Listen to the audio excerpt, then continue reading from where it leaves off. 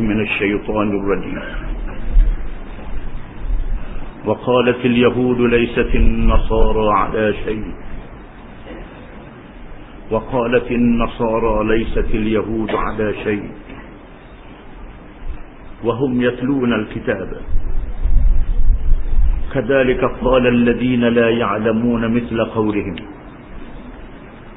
فالله يحكم بينهم يوم القيامة فيما كانوا فيه يختلفون ومن أظلم ممن منع مساجد الله أن يذكر فيها اسمه واسعى في خرابها أولئك ما كان لهم أن يدخلوها إلا خائفين لهم في الدنيا خزي ولهم في الآخرة عذاب عظيم ولله المشرق والمغرب فأينما تولوا فثم وجه الله إن الله واسع عليم وقالوا اتخذ الله ولدا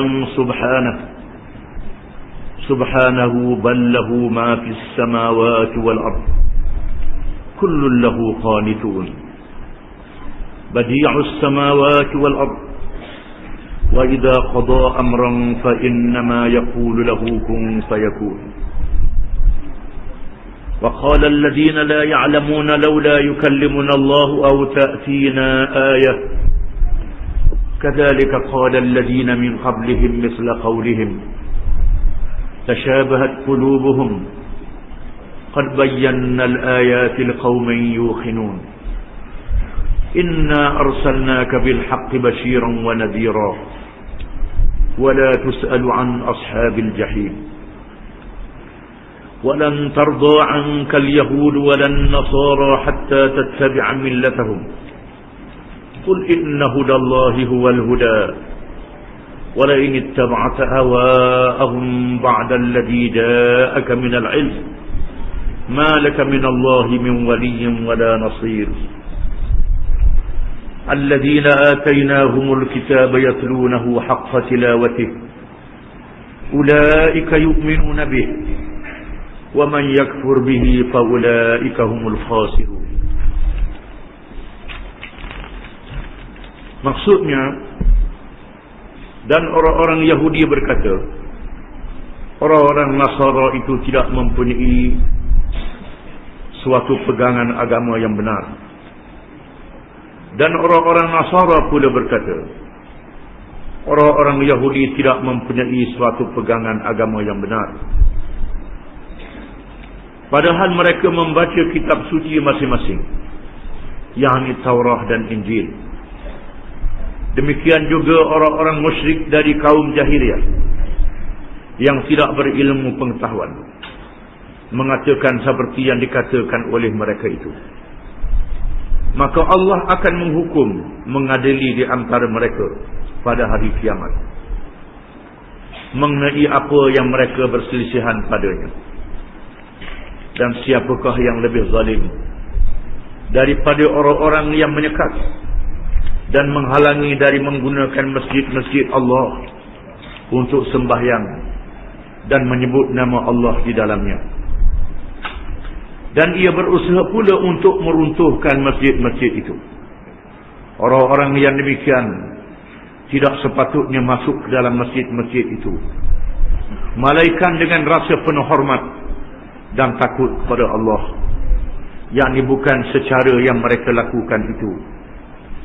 Mereka dengan perbuatan yang demikian akan beroleh kehinaan di dunia, dan di akhirat kelak mereka mendapat azab seksa yang amat besar. Dan Allah jualah yang memiliki timur dan barat. Maka kemana sahaja kamu arahkan diri, yakni ke kiblat untuk menghadap Allah, maka di situlah arah yang diradai Allah. Sesungguhnya Allah amat luas rahmatnya dan limpah kurnianya, lagi sentiasa mengetahui. Dan mereka, yakni orang-orang musyrik berkata, Allah ada mempunyai anak. Maha suci Allah, yakni dari apa yang mereka katakan itu. Bahkan dialah yang memiliki segala yang ada di langit dan di bumi. semuanya itu tunduk di bawah kekuasaannya. Allah jualah yang menciptakan langit dan bumi, yakni dengan segala rupa keindahannya. Dan apabila ia berkehendak, yakni untuk menjadikan sesuatu, maka ia hanya akan berkata kepadanya, jadilah engkau, lalu menjadilah ia. Dan orang-orang, yakni musyrik, yang tidak berilmu pengetahuan, berkata, alangkah eloknya kalau Allah berkata-kata dengan kami, yakni mengenai kebenaran Muhammad sallallahu alaihi wasallam, atau datang kepada kami suatu keterangan mukjizat. Demikian pula orang-orang kafir yang terdahulu dari mereka pernah berkata seperti yang dikatakan oleh mereka, hati mereka sekaliannya adalah bersamaan degil dan kufur. Sesungguhnya kami telah pun menerangkan ayat-ayat keterangan yang menjadi dalil dan bukti kepada kaum yang mahu percaya dengan yakin. Sesungguhnya kami telah mengutuskan engkau, yakni wahai Muhammad sallallahu alaihi wasallam, dengan kebenaran serta menjadi pembawa khabar gembira kepada orang-orang yang beriman dan pembawa amaran, yakni kepada orang-orang yang engkar. Dan setelah engkau sampaikan semuanya itu, engkau tidak akan diminta bertanggungjawab tentang ahli neraka. Orang-orang Yahudi dan Nasara tidak sekali-kali akan bersetuju atau suka kepadamu, wahai Muhammad sallallahu alaihi wasallam, sehinggalah engkau menurut agama mereka yang telah terpesong itu. Katakanlah kepada mereka, sesungguhnya petunjuk Allah, yakni agama Islam, itulah petunjuk yang benar. Dan demi sesungguhnya, jika engkau menurut kehendak hawa nafsu mereka, sesudah datang, yakni wahyi yang memberi pengetahuan kepadamu tentang kebenaran, maka tiadalah engkau akan peroleh dari Allah sesuatu pun yang dapat mengawal dan memberi pertolongan kepadamu. Dan orang-orang yang kami berikan kitab kepada mereka, sedang mereka membacanya dengan sebenar-benar bacaan, tidak mengubah dan memutarkan maksudnya, mereka itulah orang-orang yang beriman kepadanya. Dan sesiapa yang mengingkarinya, maka mereka itulah orang-orang yang rugi.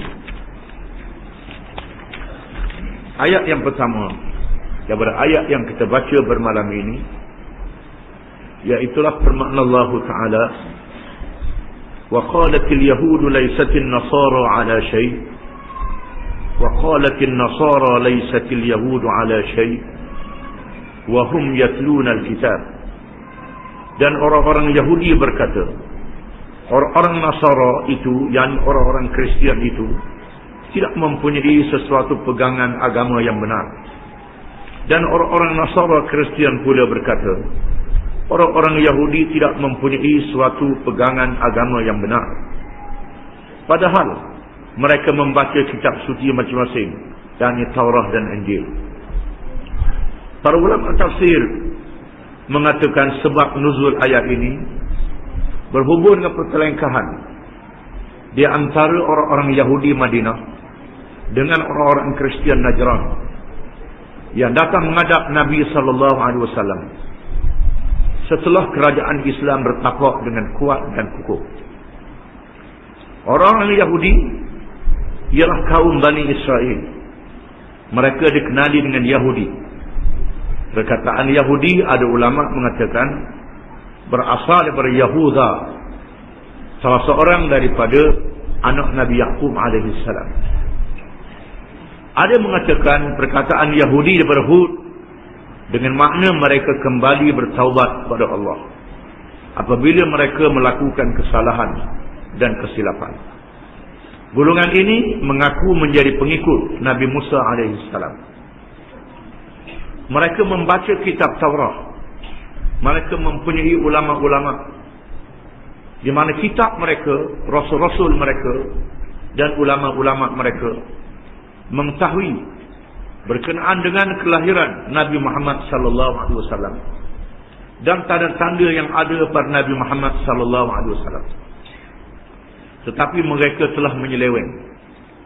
Sama ada mereka tidak ikut Nabi Muhammad sallallahu alaihi wasallam, hanya segelintir, sebahagian kecil daripada mereka. Dan mereka juga meminda kitab Taurat meminda kitab-kitab agama daripada ajaran asal, iaitu Islam, yang dibawa oleh Nabi Musa alaihissalam dan dibawa oleh Nabi-Nabi Bani Israel. Semua Nabi-Nabi adalah menganut agama Islam. Adapun orang-orang Kristian, mereka mengaku menjadi pengikut Nabi Isa alaihissalam. Mereka dikenali dengan Nasrani. Ada ulama mengatakan berasal dari perkataan Nasrana, iaitulah satu daerah di Syria, tempat tumbuhnya ajaran Nasrani, yang menyeleweng daripada ajaran Islam yang dibawa oleh Nabi Isa alaihissalam, yang mengatakan bahawa tidak ada Tuhan yang sebenar melainkan Allah. Apabila seorang yang bernama Shaul ataupun Paul telah memesongkan ajaran yang dibawa oleh Nabi Isa alaihissalam dan membawa satu penyelewengan di dalam agama Kristian, orang-orang Kristian juga mengetahui melalui kitab Injil mereka berkenaan dengan kelahiran Nabi Muhammad sallallahu alaihi wasallam. Apabila kerajaan Islam yang didirikan oleh Rasulullah sallallahu alaihi wasallam bertapak dengan kuat, terdapat di kalangan orang-orang Arab yang menganut Islam, terdapat di kalangan orang-orang Arab yang bertahaluf, yang bernaung di bawah kerajaan Islam. Di antara mereka yang hendak bernaung ialah orang-orang Kristian Najran. Mereka datang ke Madinah untuk menemui Nabi sallallahu alaihi wasallam bersama dengan padri-padri dan pendeta-pendeta mereka, dalam keadaan mereka memakai salib, lambang agama Kristian. Lalu orang-orang Yahudi mencemoohkan mereka, mengatakan bahawa orang-orang Kristian adalah sesat. Dan memang orang Yahudi menganggap orang Kristian adalah sesat dan Nabi Isa alaihissalam adalah anak zina. Bukan seorang Nabi yang suci, yang bersih. Itu anggapan orang Yahudi. Dan mereka merancang untuk membunuh Nabi Isa alaihissalam. Tetapi Allah subhanahu wa ta'ala mengangkat Nabi Isa ke langit. Mereka tidak berjaya membunuh Nabi Isa. Itulah yang disebut dengan nas Al-Quran Al-Karim. Wa ma qataluhu wa ma salabuh. Mereka tidak berjaya membunuh dan mereka tidak berjaya mensalib Nabi Isa alaihissalam. Yang dipalang bukannya Nabi Isa, tetapi pengkhianat yang diubah wajahnya oleh Allah subhanahu wa ta'ala. Lalu mereka menangkapnya dan membunuh pengkhianat itu. Nabi Isa diselamatkan oleh Allah subhanahu wa ta'ala. Namun demikian, orang-orang Yahudi mengatakan bahawa orang-orang Kristian adalah sesat. Mereka mengikut Nabi yang sesat, bukannya ajarannya benar.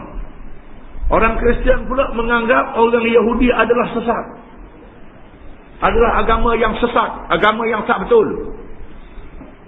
Orang-orang Kristian menolak Nabi Musa alaihissalam, dan orang-orang Yahudi pula menolak Nabi Isa alaihissalam. Wahum yatluna al-kitab, padahal mereka membaca kitab Taurat dan kitab Injil. Mereka tahu apa yang ada dalam kitab, walaupun kitab-kitab itu telah dipindah dan diubah, tetapi di sana masih terdapat beberapa ajaran asas di dalam kitab, masih wujud lagi. Contohnya ialah dalam kitab Taurat menyebut berkenaan dengan Allah, berkenaan dengan beberapa nabi-nabi dan rasul-rasul Bani Israel. Di dalamnya ada hukum hudud dan hukum qisas dalam kitab Taurat itu. Dalam Injil juga ada beberapa ayat, di antaranya ialah ayat mengisyaratkan berkenaan dengan kelahiran Nabi akhir zaman Muhammad sallallahu alaihi wasallam. Akhlak-akhlak yang mulia masih ada dalam kitab itu. Padahal mereka membaca kitab, mereka tuduh-menuduh di antara satu sama lain. Kadzalika qala alladziina la ya'lamuuna mithla qawlihim. Demikian juga orang-orang musyrik dari kaum jahiliyah yang tidak berilmu pengetahuan. Berhubung dengan ayat ini terdapat kekhilafan di kalangan ulama tafsir. Kekhilafan ini sebenarnya boleh dikumpulkan. Ada ulama tafsir mengatakan Yang dimaksudkan dengan orang-orang yang lain di sini ialah umat-umat yang lebih dahulu daripada Yahudi dan Kristian. Seperti kaum Ad, kaum Samud dan lain-lain. Kaum Nabi Nuh yang mendahului orang-orang Yahudi dan mendahului orang-orang Kristian. Mereka bertuduh-menuduh di antara satu sama lain. Menuduh yang lain adalah sesat, kumpulan dia saja yang betul. Setengah ulama mengatakan bahawa yang dimaksudkan di sini ialah orang-orang musyrikin Mekah. Dan musyrikin di kalangan musyrikin menganggap ajaran masing-masing betul. Ajaran orang lain tak betul. Orang Hindu mengatakan agama Hindu betul, agama Buddha tak betul. Buddha mengatakan Buddha tak betul, Buddha betul, Hindu tak betul. Padahal dua-dua tak betul belaka.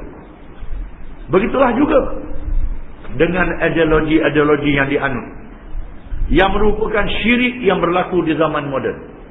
Ideologi itu juga syirik sebenarnya. Contohnya musyrikin zaman dulu menyembah patung dan berhala. Musyrikin yang menganut ideologi ini menyembah kebendaan. Komunis, sosialis, kapitalis, semua penganut ideologi ini bertuhan kepada ekonomi. Ekonomi, kebendaan menjadi asas, menjadi Tuhan yang dipuja dan dipendam, yang disembah. Komunis perjuangannya ialah untuk ekonomi.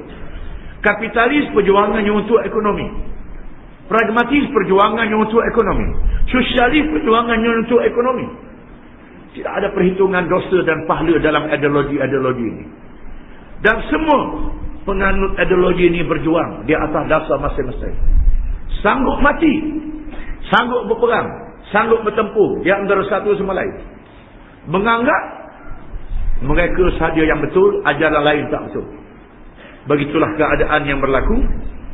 Allah mengatakan, "Fallahu yahkumu bainahum yawmal qiyamati fima kanu fihi yakhtalifun."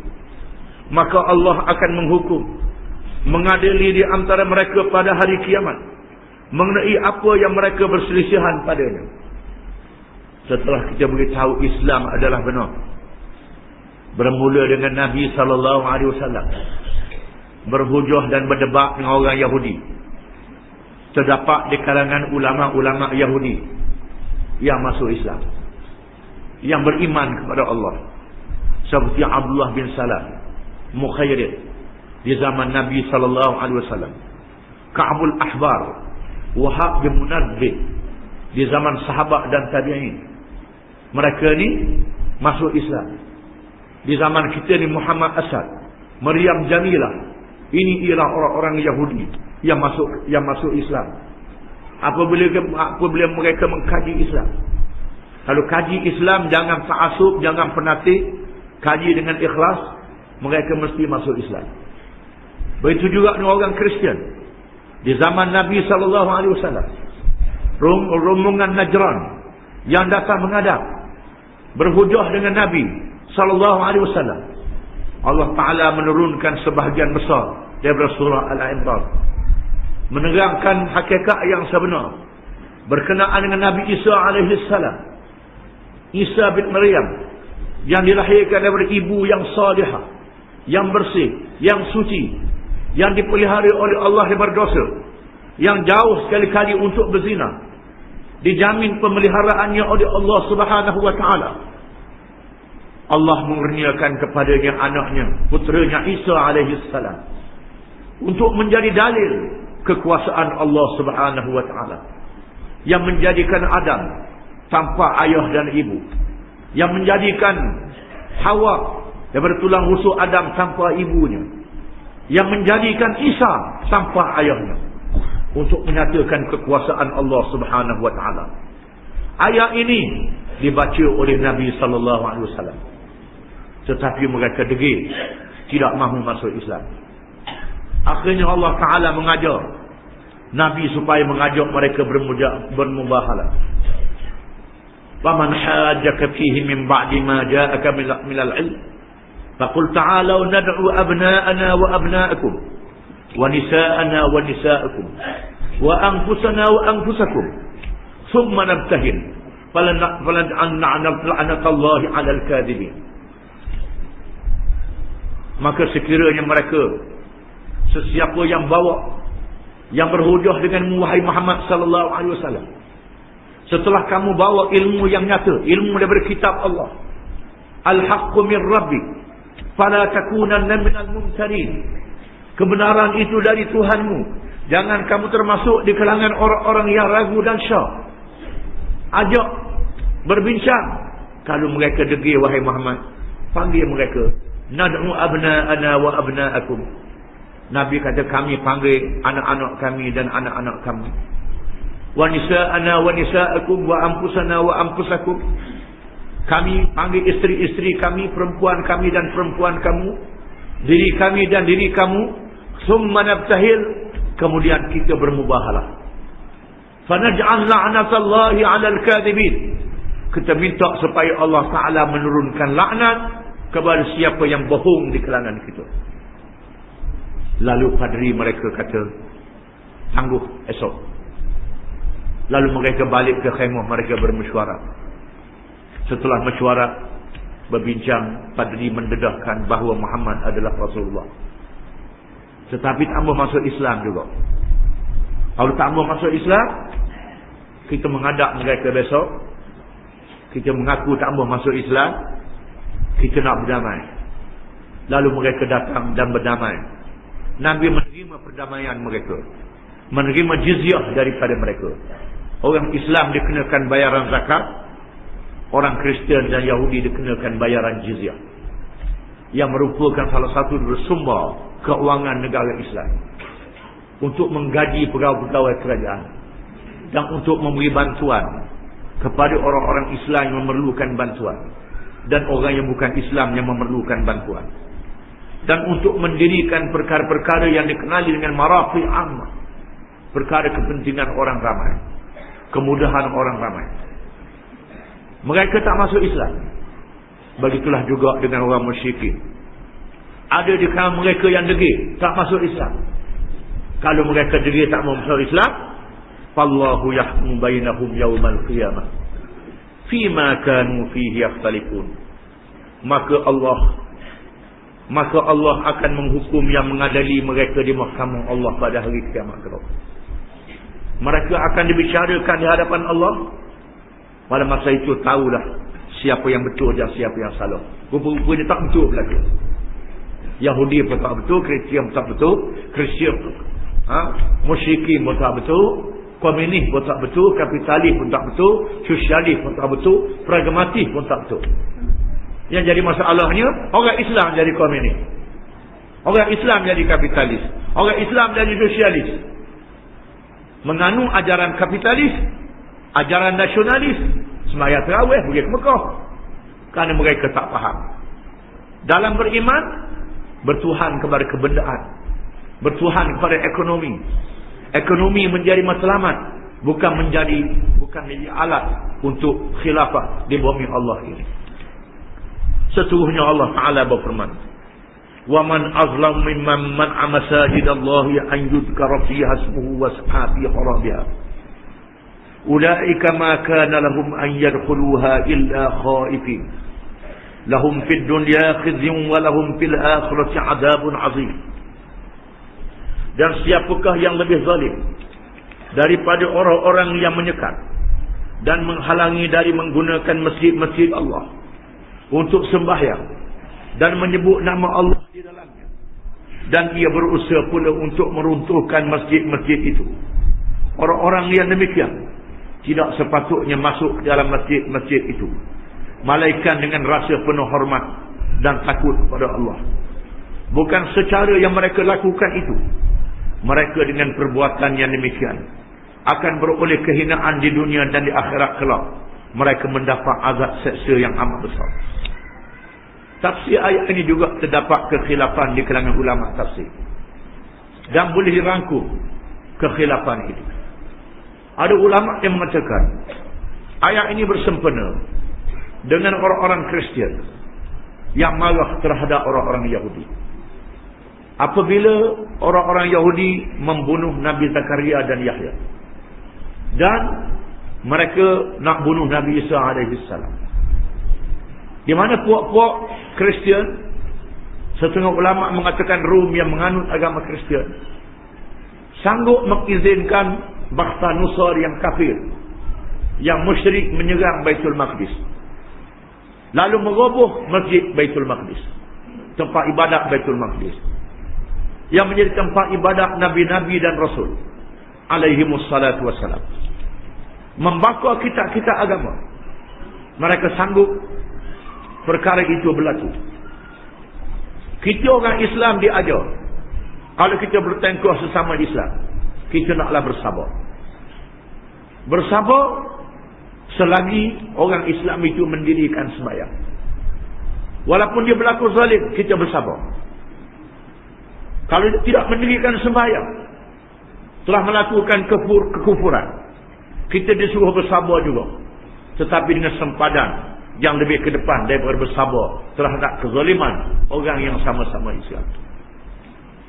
Kita tidak diizinkan sekali-kali mengerahkan musuh Islam, menghancurkan Islam dengan sebab kita berbalah sesama orang Islam, sebagaimana yang dilakukan oleh orang Arab yang telah mencetuskan apa yang mereka sebut As-Sawratul Arabiyyatul Kubra, revolusi Arab yang besar, untuk menjatuhkan kerajaan Osmaniyah Turki dengan bantuan British dan Perancis, bantuan orang Barat yang bukan Islam. Maka jatuhlah kerajaan Osmaniyah. Negara-negara Arab ditakluk oleh penjajah Inggris dan penjajah Perancis, dan mereka membuat perjanjian Sasbigo yang terkenal, yang memfaraidkan wilayah-wilayah kerajaan Osmaniyah di kalangan kuasa-kuasa penjajahan. Itu akibatnya. Setengah ulama mengatakan ayat ini berkait dengan orang-orang musyrikin yang menghalang Rasulullah sallallahu alaihi wasallam untuk mengerjakan umrah bersama dengan sahabatnya, kerana terlalu rindukan Mekah. Maka Nabi sallallahu alaihi wasallam mengajak sahabatnya pergi ke Mekah, sehingga bermimpi-mimpi masuk ke Mekah. Mimpi seorang Nabi adalah benar. Lalu Nabi memakai ihram, membawa senjata pakaian sahaja, bukan senjata untuk berperang. Tiba-tiba mereka menghalang Nabi sallallahu alaihi wasallam, menyekap Nabi sallallahu alaihi wasallam dari masuk Mekah. Walaupun sudah memakai pakaian ihram, Nabi menghantar Sayyidina Uthman untuk berunding. Sayyidina Uthman telah ditahan, menyebabkan Nabi sallallahu alaihi wasallam dan para sahabat bimbang. Keselamatan Sayyidina Uthman, mungkin Sayyidina Uthman radhiyallahu anhu telah dibunuh. Lalu berlakulah bai'atus syajarah yang terkenal, yang disebut oleh Allah yadullahi fawqa aydihim, tangan Allah di atas tangan-tangan mereka yang berjanji setia dengan Nabi sallallahu alaihi wasallam untuk sehidup semati bagi membela Sayyidina Uthman yang dikatakan dibunuh itu. Tiba-tiba Sayyidina Uthman tidak dibunuh. Orang-orang musyrikin datang menghantar wakil mereka Suhail bin Amr untuk berunding dengan Nabi sallallahu alaihi wasallam. Maka dimeterailah perjanjian Hudaybiyah yang terkenal. Perjanjian itu ditulis dengan bismika Allahumma, dengan nama Allah wahai Tuhanku. Inilah perjanjian yang dimeteraikan di antara Muhammad Rasulullah dengan pemimpin-pemimpin Mekah. Lalu Suhail bin Amr berkata, buang perkataan Rasulullah. Kalau ada Rasulullah, sudah tentu kami tak berperang dengan kamu. Kami masuk Islam. Tulis Muhammad bin Abdullah. Sayyidina Ali yang menulis perjanjian itu berat untuk menulis perkataan yang lain. Rasulullah suruh padang Muhammad Rasulullah, tulis Muhammad bin Abdullah. Sayyidina Ali tak berpadang, memberatkan tangannya. Rasulullah tanya dekat mana perkataan Rasulullah. Sayyidina Ali tunjuk. Rasulullah robah, buang dengan tangan yang mulia itu. Dia tulis Muhammad bin Abdullah. Tak apalah, itu dalam hati kita. Dia nak sangat biar. Kemudian dalam perjanjian itu, tak membenarkan Nabi dan sahabatnya masuk ke Mekah pada tahun ini. Boleh masuk Mekah pada tahun hadapan. Pakaian ihram sudah dipakai. Bagaimana nak buang pakaian ihram? Hukum yang dikata Allah kita masuk Mekah tahun depan. Kemudian mana-mana orang Islam dari Madinah yang pergi ke Mekah tak dipulang balik. Mana-mana orang Mekah yang pergi ke Madinah dipulang balik. Perjanjian yang kelihatan berat sebelum. Nabi kata tak apa, terima. Orang Islam yang dari Madinah lari ke Mekah, dia murtad lah tu, biar dia lari.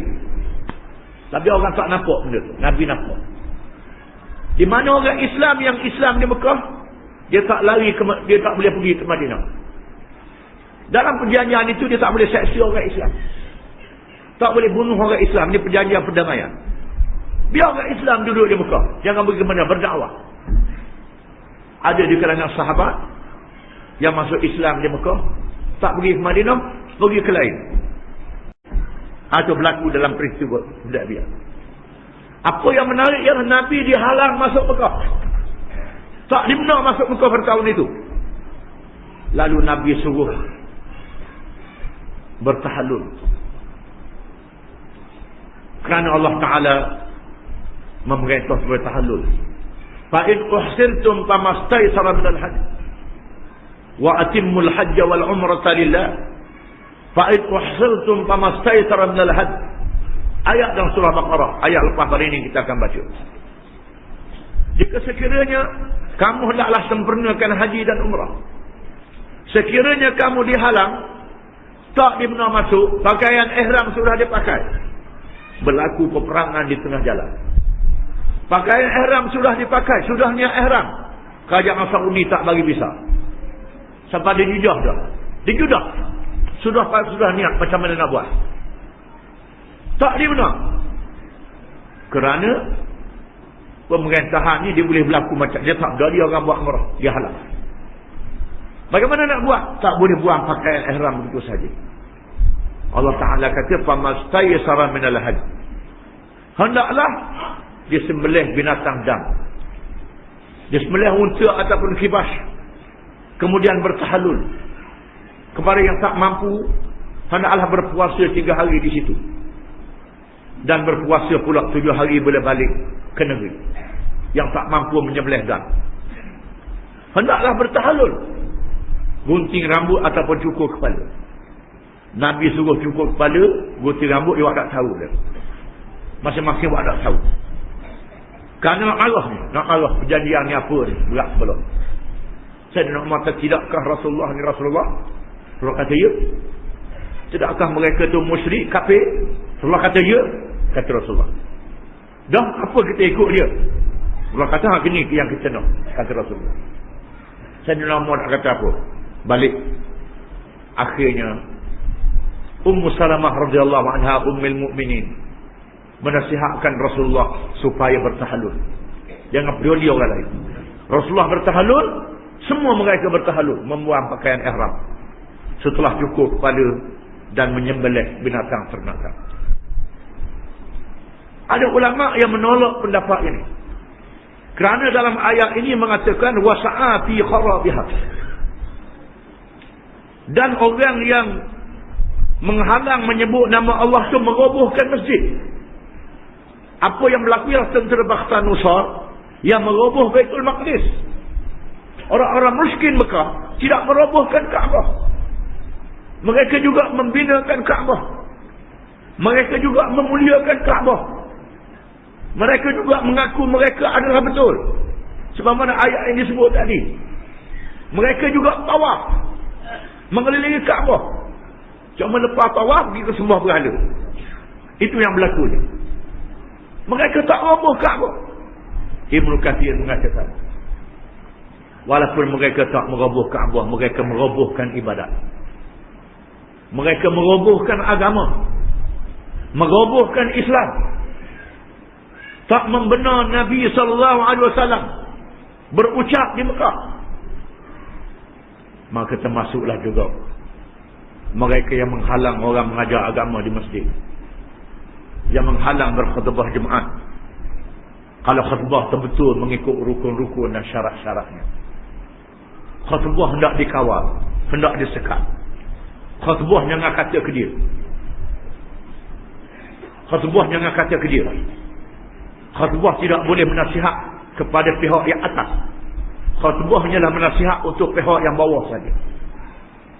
Khutbah untuk nasihat rakyat, tak boleh nasihat pemimpin. Maka hilanglah semangat khutbah. Kitab fiqh menyebut khutbah, dia tidak sebut baca khutbah. Dia menyebut khutbah, tak sebut baca khutbah. Apa yang berlaku dengan kita ni baca khutbah. Baca orang tulis dah. Tak apalah kita tak mesti baca orang tulis. Tetapi mestilah ada semangat di dalam khutbah itu. Iaitulah menyuruh kepada yang baik, menyuruh kepada yang ma'ruf dan mencegah kemungkaran. Kemungkaran yang berlaku dalam majlis disebut dalam khutbah itu. Disebut dalam hadis Nabi SAW. Sedang Nabi SAW berkhutbah, tiba-tiba masuk seorang sahabat, terus duduk. Rasul kata, hei, bangun sembahyang dulu 2 rakaat. Tengah khutbah. Hei, sianu, bangun dulu sembahyang 2 rakaat, baru duduk. Dalam khutbah. Di sini menunjukkan bahawa khutbah ni berkait dengan masalah semata. Masalah yang berlaku dalam masjid itu pun disebut dalam khutbah. Ada benda yang tak kena. Itu caranya. Itu semangat khutbah. Benda yang berlaku dalam masyarakat. Bukan khutbah duduk bilang benda-benda yang kita buat nak beritahu kau orang. Khutbah mestilah menjadi salah satu tempat untuk mendidik masyarakat, untuk mendidik rakyat, mendidik umat Islam, mendidik orang Islam supaya kuat berpegang dengan agama Allah. Tapi apa yang berlaku akhir-akhir ini, khutbah yang macam ni dimusnahkan. Setengah negeri tak dibenarkan tazkirah, tak dibenarkan memberi nasihat agama. Orang yang mengajar agama dikawal, dijaga. Bukan saja di sini, termasuk di setengah negeri Arab, di Mekah, di Madinah pun. Orang mengajar agama dipasang kaset, dia dengar oleh pihak yang berkenaan. Dia mengajar apa?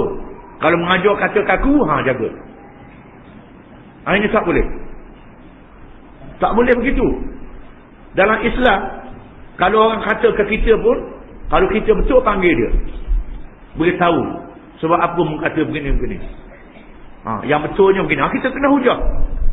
Macam Sayyidina Umar bin Khattab radhiyallahu anhu yang menyampaikan ucapan, lalu seorang perempuan menegur Sayyidina Umar, wahai Amirul Mukminin, pendapat Amirul Mukminin tak betul, bercanggah dengan firman Allah Ta'ala. Perempuan pun baca ayat Quran. Sayyidina Umar berkata, asabatil mar'ah wa akhta'a Umar. Perempuan betul, Umar salah, kata Sayyidina Umar. Ini dia pemerintahan Islam. Itu dia caranya. Tapi hal yang begini tak ada. Masjid-masjid dikawal. Allah Ta'ala mengatakan, ulaika ma kana lahum an yadkhuluha illa khaifin. Lahum fid dunya khizyun wa lahum fil akhirati adzabun azim. Orang-orang yang demikian tidak sepatutnya masuk ke dalam masjid-masjid itu, melainkan dengan rasa penuh hormat dan takut pada Allah. Bukan secara yang mereka lakukan itu, mereka dengan perbuatan yang demikian akan beroleh kehinaan di dunia, dan di akhirat kelak mereka mendapat azab seksa yang amat besar. Ini amaran daripada Allah. Orang yang tak benar masjid dimakmurkan, jaga masuk neraka pada hari kiamat. Akan diseksa oleh Allah pada hari kiamat, masuk neraka. Walaupun sebab nuzul ayat ini ataupun sebab turun ayat ini, setengah ulama mengatakan berkenaan dengan orang-orang Bani Israel di zaman dulu. Setengah ulama mengatakan berkenaan orang musyrikin di zaman Nabi SAW. Tetapi mengikut kaedah ilmu tafsir, al-ibratu bi'umumil lafzi la bi khususis sabab. Pengajaran itu diambil dengan lafaz yang umum, bukan sebab yang khusus. Semua pengajaran yang ada dalam Quran hendaklah diamalkan sehingga hari ini. Walaupun cerita umat zaman dulu, kalau benda itu sama perkaranya dengan zaman ini, maka hendaklah menjadi pengajaran untuk zaman ini. Kerana Quran ini sejak mula-mula surah Al-Baqarah lepas Fatihah Al-Baqarah Alif Lam Mim, Dzalikal kitabul la raiba fi hudan lil muttaqin. Tidak syak lagi kitab ini memberi petunjuk kepada orang-orang yang bertakwa. Orang yang bertakwa bukan saja di zaman Nabi sallallahu alaihi wasallam, termasuk di zaman kita, termasuk di zaman akan datang. Cerita-cerita yang ada dalam Quran adalah cerita yang berpanjangan. Iktibarnya berterusan sehingga hari kiamat. Itulah yang disebut dalam kitab Tauhid, bahawa mukjizat Al-Quran sehingga hari kiamat. Berbeza dengan mukjizat Nabi-Nabi zaman dulu. Bila Nabi-Nabi itu sudah wafat, mukjizat menjadi kisah cerita saja. Adapun mukjizat Nabi kita Muhammad sallallahu alaihi wasallam berterusan sehingga hari kiamat. Mukjizat apa? Iaitulah Al-Quranul Karim. Semua perkara yang disebut dalam Quran berlaku sehingga hari kiamat. Perkara larang orang masuk masjid, larang orang mengajar agama di masjid, berlaku zaman sekarang. Benar Al-Quran. Al-Quran adalah kitab Allah. Kemudian disebut dalam surah yang lain, wa ma kanu awliya'a in awliya'uhu illa al-muttaqun. Bukanlah orang-orang musyrik Mekah tu layak jadi jawatan kuasa masjid. Awliya jawatan kuasa masjid lah. In awliya'uhu illa al-muttaqun. Tidak layak menjadi wali-wali masjid itu malaikat orang-orang yang bertakwa kepada Allah. Orang yang dipilih jawatan kuasa masjid mesti orang yang ahli masjid, yang kuat ibadat, yang berpegang dengan agama, yang pergi ke masjid. Jangan dak naham pergi masjid, pilih jadi jawatan kuasa masjid, jadi pengurusi berapa. Ini tak betul. Ini disebut dalam Quran, in awliya'uhu illal muttaqun. Tidak boleh menjadi wali kepada masjid-masjid itu malaikat orang yang bertakwa. Nak jadi wali masjid mesti orang yang ahli masjid, yang pergi ke masjid, yang berjamaah di masjid, yang memakmurkan masjid, bukan orang yang kena masjid seminggu sekali. Macam orang Kristian kena gereja dia seminggu sekali. Lebih malang yang tak kena, malaikat bila ada upacara rasmi, itu lebih malang lagi. Mereka yang menghalang daripada memakmurkan masjid Allah ini, Tuhan kata jaga hari kiamat. Khizyun lahum fid dunya khizyun. Dalam kehidupan dunia tak ada berkat. Sia-sia dalam kehidupan dunia. Dalam kehidupan dunia kehinaan. Orang tengok dia hina. Oh, orang tengok dia ketua masjid, oh perangai dia bukan orang ahli masjid. Hina di dunia. Hina mengikut pandangan orang yang soleh. Dia berasa dia mulia. Dia berasa dia mulia. Tapi orang yang soleh, orang yang baik menganggap dia hina. Walahum fil akhirati azabun azim. Dan untuk mereka di hari akhirat kelak azab yang sangat besar, seksa yang amat besar.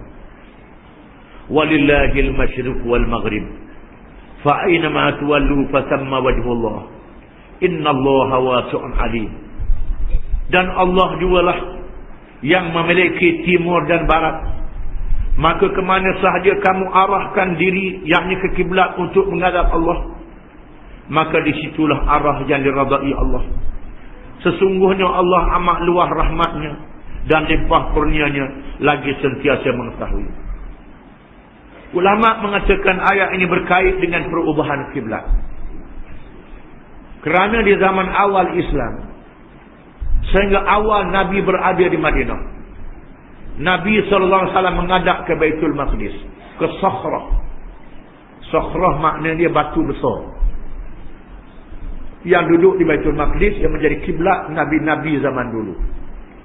Ini keputusan Allah Ta'ala. Setengah kita kata batu gantung dak tali, itu tak betul. Bukan batu gantung dak tali. Sakhrah ni maknanya di batu besar. Kiblat orang Yahudi, kiblat orang Kristian. Orang Islam pun menghadap situ. Dan Nabi SAW ketika melakukan Isra, pergi ke Baitul Maqdis. Memulakan Mi'raj, naik ke langit kepada Baitul Maqdis. Menandakan kesatuan agama. Agama apa? Agama Nabi-Nabi.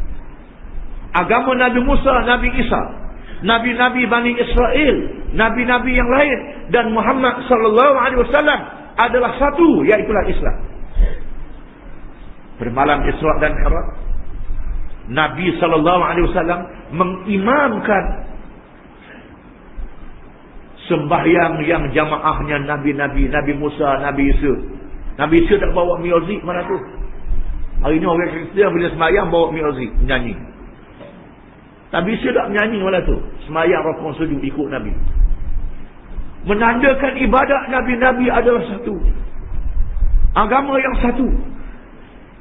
Orang Yahudi kata ikut agama aku juga, kata orang Yahudi. Dia buat sendiri pula. Dan Nabi terlalu gemar supaya Allah menjadikan Kaabah yang dibina oleh Ibrahim alaihissalam sebagai kiblat. Dan itulah keputusan Allah Subhanahu wa taala. Akhirnya Allah Taala suruh Nabi menghadap kiblat ke Kaabah Baitullah yang dibina oleh Nabi Ibrahim alaihissalam. Bila turun perintah ni buat main-main pula agama apa? Sekali ada dia menghadap sini pula. Kata semacam. Serba tak kena. Ada dia punya kata, ada ke sini pun kata juga. Allah mengatakan walillahil masyriq wal maghrib. Dan Allah jualah yang memiliki timur dan barat. Hadaklah ke mana-mana pun Tuhan suruh. Timur dan barat adalah milik bagi Allah. Allah suruh hadap ke mana, di situ dia hadap. Ke mana sahaja arah. Allah Ta'ala suruh menghadap kiblat, maka hadap kiblat ke Kaabah yang dibina oleh Nabi Ibrahim alaihissalam. Setengah ulama mengatakan ayat ini bersempena dengan sembahyang sunat. Bagi orang musafir, boleh sembahyang di atas kenderaan, sembahyang di atas unta, sembahyang di atas kuda, sekarang ni sembahyang di atas kereta motosikal. Sembahyang secara isyarat. Kemana saja kenderaan tu berhadap, dia boleh hadap sembahyang sunat. Satu ulama kata itu yang dimaksudkan dengan ayat ini. Ketika kita sembahyang sunat, kita boleh menghadap ke mana-mana di atas kenderaan itu. Begitulah juga ketika kita berada dalam kenderaan yang kita tak boleh nak kawal dia. Kita pergi ke laut. Pusing tu ada kiblat dah. Tengah sembahyang, arus berubah. Yang pukul dia ombak, yang pusing ala ke lain. Hadaplah ke mana saja. Asal sembahyang. Diizinkan oleh Allah. Kita naik kapal terbang pergi ke Mekah, pergi umrah.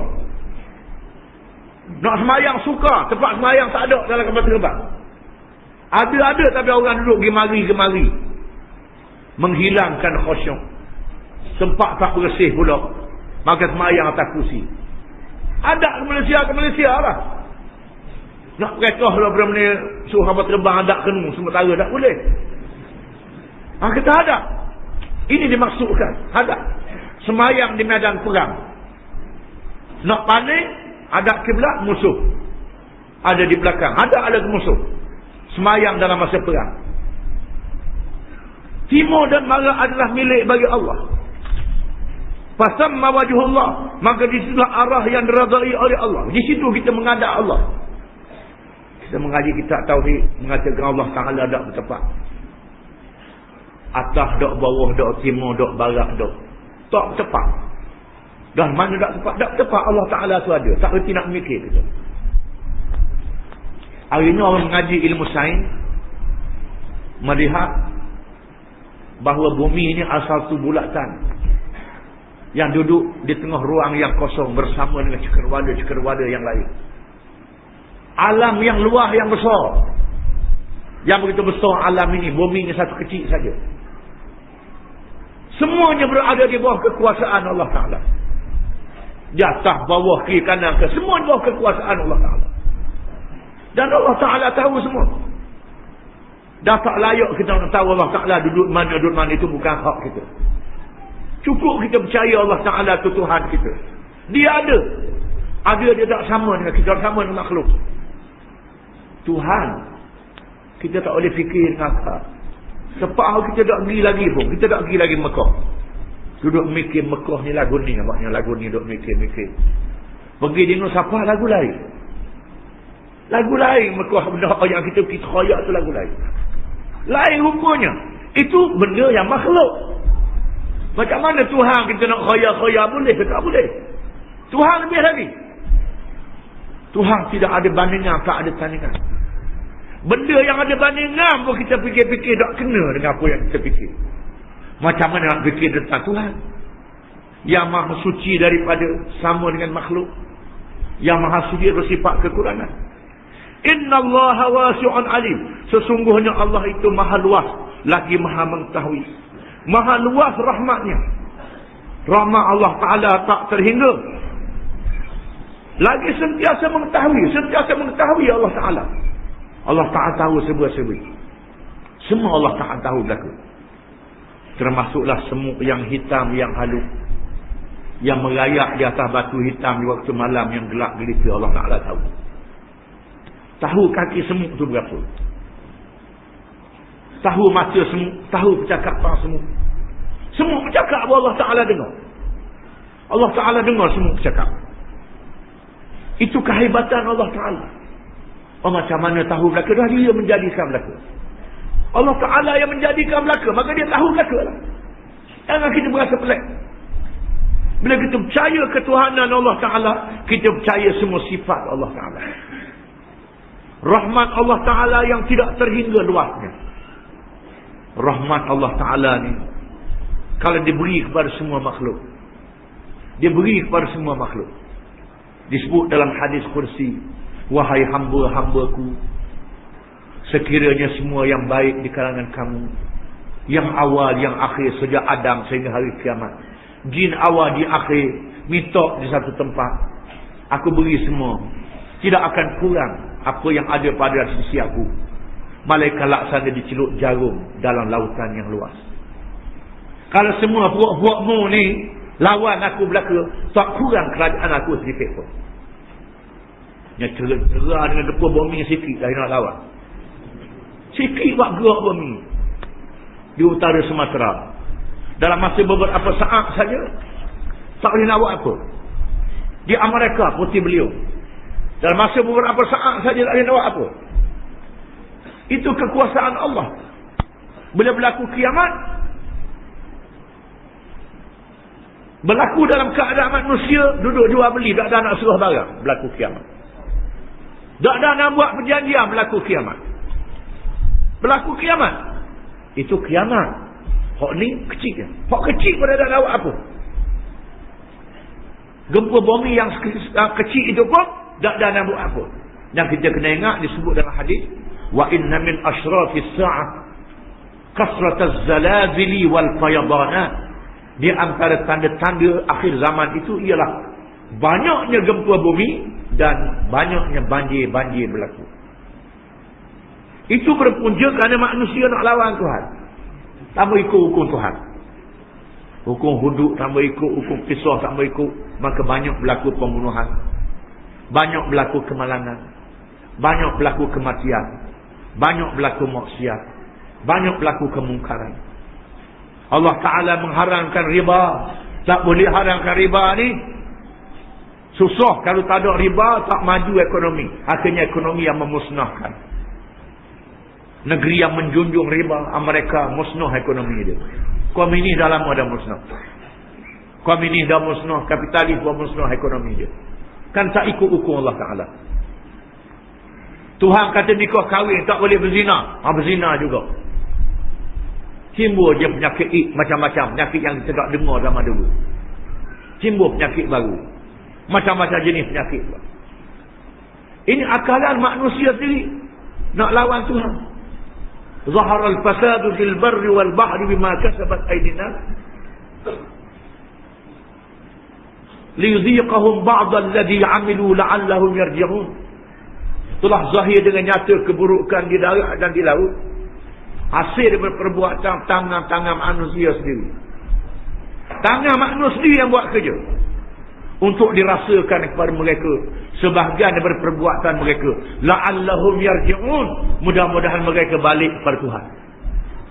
Tuhan buat sikit supaya kita balik kepada Tuhan. Tuhan mengatakan, innallaha wasi'un alim. Sesungguhnya Allah itu maha luas. Rahmat Allah Ta'ala maha luas. Rahmat itu maknanya kasihan belas Allah Ta'ala maha luas. Alim, maha mengetahui Allah Ta'ala. Bila Allah tu maha mengetahui, maka kita kena ikut Allah Ta'ala lah. Kena patuh pada Allah Ta'ala lah. Tak boleh buat perkara yang Allah Ta'ala tak izin. Perkara yang Allah Ta'ala izin lah dia lah. Kalau Allah Ta'ala dah tetap, jangan kita dilawan. Benda yang Allah Ta'ala tak izin, Allah Ta'ala dah putus. Yang ini wajib. Sembahyang 5 waktu wajib. Tak boleh payah sembahyang 5 waktu. Pakai seminggu sekali. Tuhan kata kalau musafir boleh jamak sembahyang. Zuhur dengan asar boleh qasar 2 rakaat. Boleh jamak pula kumpul sekaligus. Maghrib dengan isyak, maghrib 3, isyak 2 rakaat. Subuh tak boleh jamak. Pakai rakung sekaligus dia kata. Pakai jamak semua habis pakai jamak semua sekali. Nak lawan Tuhan mana boleh tak boleh. Tuhan kata wajib menutup aurat. Tak boleh. Tuhan tutup aurat ni. Dia buka pakaian. Buka pakaian jadi penuh, jadi gosok. Tuhan kesian ke kita sebenarnya. Tuhan suruh kita tutup aurat tu, Tuhan kesian ke kita. Kita tak kesian ke diri kita sendiri. Tak terima rahmat daripada Allah Ta'ala. Tuhan mengharamkan arak dan judi. Kita pergi main arak dengan judi. Punuh diri sendiri, punuh keluarga. Semua ajaran Allah adalah rahmat yang tidak terhingga banyaknya. Rahmat yang tidak terkira banyaknya. Kita taklah menerima hakikat. Alhamdulillah kita jadi orang Islam. Menjadi pengikut Nabi Muhammad sallallahu alaihi wasallam. Berpegang dengan kitab suci yang tidak boleh diubah sehingga hari kiamat. Taurat diubah, Injil diubah, Quran tak boleh diubah. Orang cuba nak ubah, tak boleh ubah. Tahu. Kitab lain orang boleh kacau, Quran tak boleh kacau. Marilah alim mana cuba nak tipu, orang tahu alim ini menipu. Orang tahu. Kerana Allah Ta'ala memelihara kitabnya. Inna nahnu nazzalna dzikra wa inna lahu lahafizun. Sesungguhnya kami yang telah menurunkan peringatan Al-Quran ini, dan kamilah, dan sesungguhnya kamilah yang memelihara.